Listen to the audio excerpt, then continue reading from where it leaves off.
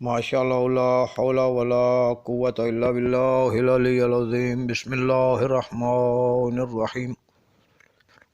الحمد للہ رب العالمین والصلاة والسلام علی اشرف الانبیاء والمرسلین ابی القاسم محمد اللہم صل وسلم وبارک علی محمد وعلی محمد وعلى أهل بيته الطيبين الطاهرين وعلى أهل بيته الطيبين الطاهرين المعصومين ولعنة الدائمة على أعدائهم أجمعين. أما بعد فقد قال الله سبحانه وتعالى في كتابه المجيد وفرقانه الحميد. بسم الله الرحمن الرحيم.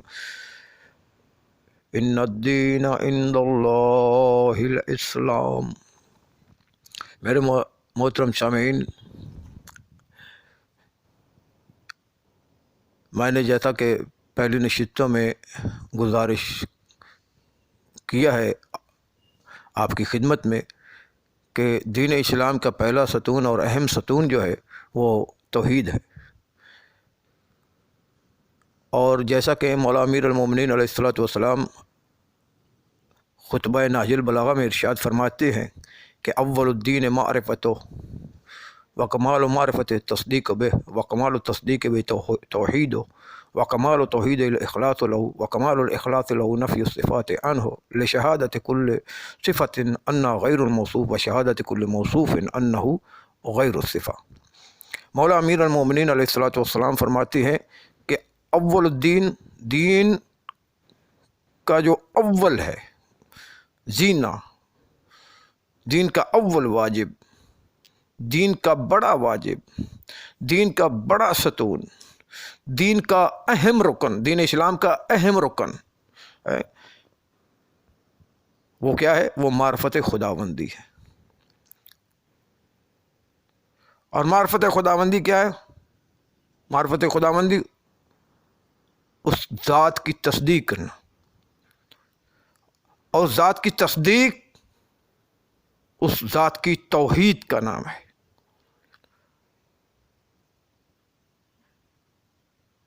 اور اس ذات کی توحید کے مطلب کمال اخلاص کے ہیں، اور کمال اخلاص کے مطلب کہ اس ذات کو منزہ و مبرہ سمجھنا، ہر نقص سے، جو اس خالق کی شان کے خلاف بات ہے، جو اس کی یعنی شان شے نہیں، ہر وہ نقص، ہر وہ عیب، ہر وہ کمزوری، ہر وہ عاجزی، ہر وہ کمتری، ہر وہ کمی بیشی جو ایک مخلوق کو جچتی ہے، مخلوق جو ایک مخلوق کے لائق ہے، یا مخلوق اس لائق ہے، یا وہ مخلوق کی صفت ہے، خود ان صفتوں سے، ان نقائص سے خداوند متعال کو منزہ مبرہ سمجھنا۔ اور یہی مطلب ہے الحمدللہ کے بھی۔ معصومین علیہ الصلوۃ والسلام نے الحمدللہ کی جو تفسیر میں معصومین نے فرمایا وہ یہی مطلب ہے کہ اس کے صفات جمالیہ کا اقرار کرنا۔ جب الحمدللہ ہم کہتے ہیں تو اس کے تمام جتنے صفات جمالیہ ہیں ان کا ہم اقرار کرتے ہیں۔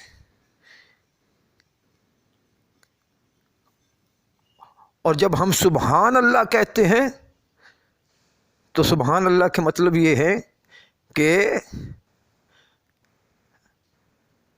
صفات سلبیہ، اس سے مراد صفات سلبیہ، ایک صفات ثبوتیہ الحمدللہ رب العالمین، الحمدللہ کہ یہ ہیں تمام تعریف اللہ کے لیے ہے۔ تو یہ ہے صفات ثبوتیہ کا اقرار کرنا۔ اب جتنی صفات ہیں جو اللہ کے لیے ثابت ہیں، کچھ ان میں سے صفات جو ہیں وہ اللہ کی عین ذات ہیں، اور باقی صفات جو ہیں وہ صفات کیا ہیں؟ افعال کہلاتی ہیں۔ صفات میں سے بھی کچھ صفات ذاتی ہیں اور کچھ صفات فعلی ہیں، اور جو صفات فعلی ہیں یعنی وہ پہلے وہ اللہ کے لیے یعنی جب سے اللہ یعنی اللہ کے لیے وہ اللہ کی ذات کی صفتیں نہیں ہیں جو صفات فعل، یہ اللہ کے فعل کی صفت ہے۔ جس طرح رازق، خالق ہے، تو یہ خالق کیا ہے؟ یہ کیا ہے؟ یہ ذاتی خدا کی صفت نہیں ہے۔ رازق ذاتی خدا کی صفت نہیں ہے، یہ فعلی ہے۔ جب اللہ نے پیدا کیا تو اسے خالق کہا گیا۔ جب اللہ کی ذات نے مخلوق کو رزق دینا شروع کیا، مخلوق کو پیدا کیا، پھر ان کو رزق دینا شروع کیا، تو کیا ہے؟ اسے رازق کہا گیا۔ اور اللہ کی عین ذات، اللہ کی وہ صفتیں کون ہیں جو عین ذات ہیں؟ وہ صفات جو اس کی عین ذات ہیں وہ کیا ہے؟ علم ہے، حیات ہے، ارادہ ہے۔ یہ کیا ہے؟ یہ صفات اللہ کی علم، حیات، ارادہ، یہ اللہ کی عین ذات ہے۔ سمیع، بصیر، یہ اللہ کی کیا ہے؟ عین ذات ہے۔ یہ اللہ کی کیا ہے؟ عین ذات ہے، حیات ہے، اللہ کی، اور ارادہ ہے، یہ اللہ کی عین ذات ہے۔ تو اللہ کی صفات ثبوتیہ الحمدللہ ہم کہہ کر اللہ کی صفات ثبوتیہ کا اقرار کرتے ہیں، اور جب سبحان اللہ سجدے میں سر رکھیں یا ویسے کہیں سبحان اللہ تو اللہ کی کیا ہے؟ تو پھر کیا ہے؟ صفات جو سلبیہ ہیں ان کا ہم اللہ کی ذات سے انکار کرتے ہیں۔ اللہ مرکب نہیں ہے، اللہ اجزاء نہیں رکھتا، اللہ کے لیے فنا نہیں ہے، اللہ کے لیے موت نہیں ہے۔ تو جتنے بھی صفات کیا ہیں؟ سلبی ہیں، سبحان اللہ ہم کہہ کر ان کا ہم کیا خدا کی ذات سے کیا کر دیتے ہیں؟ انکار کر دیتے ہیں۔ جو بھی صفات جو مخلوق کے تو لائق ہو سکتی ہیں مگر خدا کے شایان شان وہ صفات نہیں ہو سکتی۔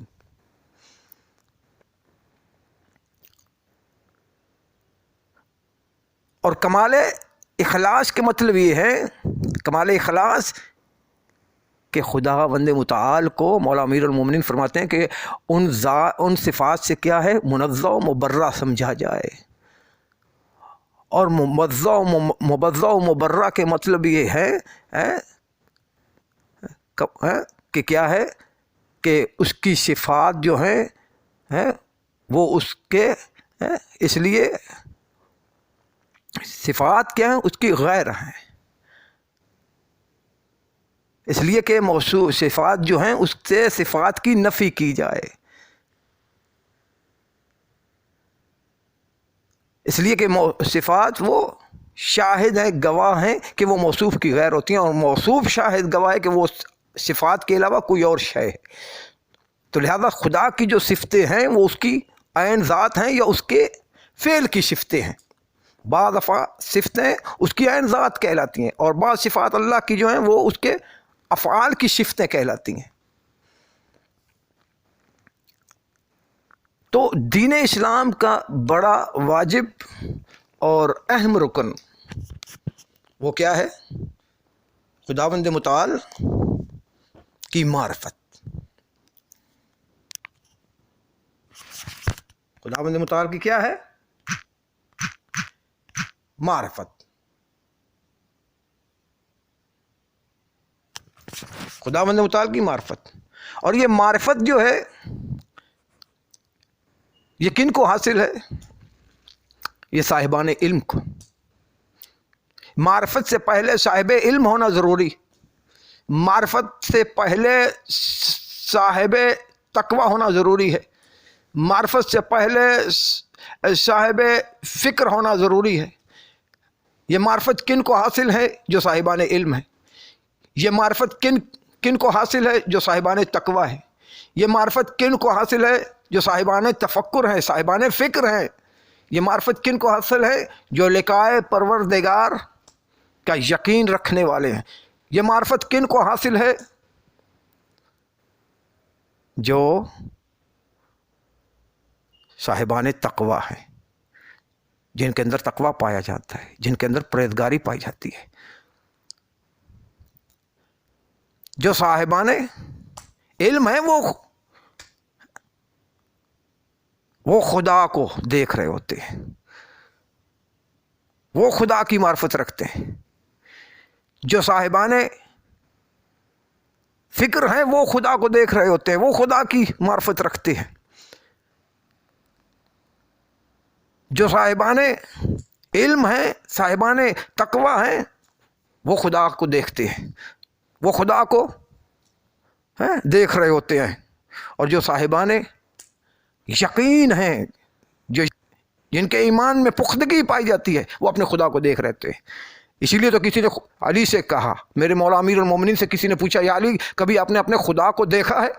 تو میرے مولا امیر المومنین علیہ الصلوۃ والسلام عالم فخر پہ فخریہ طور پہ فرماتے ہیں، ہاں میں نے خدا کو دیکھا ہے۔ یا علی تو اپنے خدا کو تم نے کیسا دیکھا، وہ کیسا ہے، کیسا پایا؟ تو علی کی ذات فرماتے ہیں کہ ایک کم عقل اللہ کو ظاہری نگاہوں سے نہیں دیکھا جا سکتا۔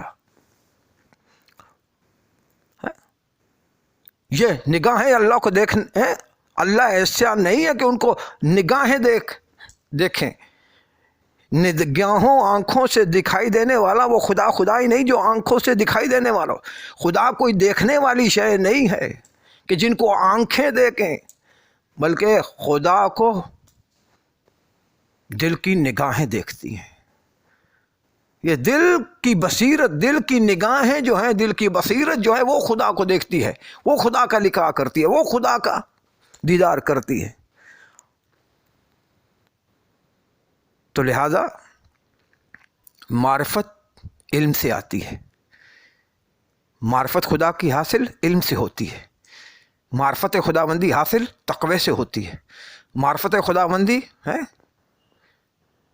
فکر و تدبر سے حاصل ہوتی ہے، معرفت خداوندی پرہیزگاری سے آتی ہے، معرفت خداوندی لقائے پروردگار کے یقین سے آتی ہے۔ تو یہ چیزیں انسان کے اندر موجود ہیں، علم ہے، تقوی ہے، پرہیزگاری ہے، یقین ہے، ایمان کی پختگی ہے، تو پھر کیا ہے؟ لقائے پروردگار کا یقین پایا جاتا ہے، تو سمجھے وہ معرفت کی منزل پہ فائز ہے، گویا اس نے اپنے خدا کو پا لیا۔ مولا امیر المومنین فرماتے ہیں، من عرف نفسہ فقد عرف ربہ، بھائی جس نے اپنے نفس کو پہچان لیا اس نے اپنے خدا کو پہچان لیا۔ من عرف نفسہ فقد عرف ربہ، جس نے اپنے نفس کو پہچان لیا اس نے اپنے خدا کو پہچان لیا۔ یعنی انسان کے پاس اپنے رب کو پہچاننے کا بہترین ذریعہ ہے کہ وہ اپنے نفس کے اندر ایک لمحے کے لیے ذرا تفکر کرے، اپنے نفس کے اندر تفکر کرے، اپنے بدن کے ایک ایک عضو جو ہے، ایک ایک جز جو ہے، اس کے جوڑ پہ، اس کی خلقت پہ، اس کی بناوٹ پہ، اس کی ترکیب پہ ذرا غور کرے۔ آنکھ ہے، آنکھ میں غور کرے، ہاتھ ہے، ہاتھ میں ہاتھوں کی بناوٹ پہ غور کرے، اپنے بدن روح کی ترکیب پہ ذرا غور کرے، اور اپنے اندر غور کرے میں ہوں کیا، اور مجھے کس کمال کا اللہ نے مخلوق بنایا ہے، کس کمال کی مخلوق بنائی، کس کمال کا بندہ بنایا ہے کہ مجھے اللہ نے پیدا کر کے اور فرمایا کہ مجھ سے تو جتنا بہترین بن سکتا تھا میں نے تجھے احسن بنایا۔ تو اپنی یہ جو انسان، مولا امیر المومنین فرماتے ہیں، اپنے اوپر ذرا غور کرے، تفکر کرے۔ جب غور فکر کرے گا تو اسے اپنا رب مل جائے گا، وہ اپنے رب تک پہنچ جائے گا۔ تو رب کو تلاش کرنے کے لیے اسے کوئی زیادہ دقت نہیں کرنی پڑے گی، کوئی زیادہ دقت مشقت نہیں کرنی پڑے گی، صرف بس اپنے نفس پہ غور کر لے۔ اور جو بندہ اپنے آپ سے غافل ہے، جو اپنے آپ سے دور ہے، جو اپنے آپ سے کیا ہے، اپنے آپ پر متوجہ نہیں ہے، تو وہ خدا کو کبھی نہیں پا سکتا، وہ خدا کو کبھی نہیں، اسے خدا کا کبھی قرب حاصل نہیں ہو سکتا۔ اس لیے کہ جو اپنے آپ کو بھولا ہوا ہے، جو اپنے آپ سے غافل ہے، بھلا وہ خدا کو کہاں پا سکتا ہے؟ تو لہذا معرفت صاحبان علم کو حاصل ہے۔